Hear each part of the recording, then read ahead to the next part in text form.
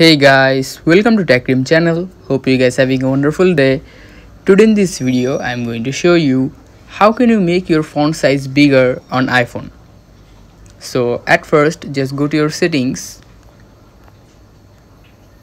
Now just scroll here and go to accessibility.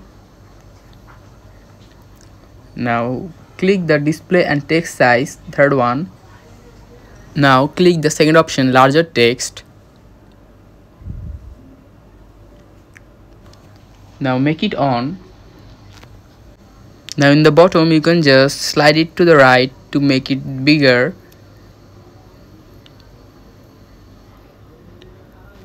You can at least make it this bigger and this small.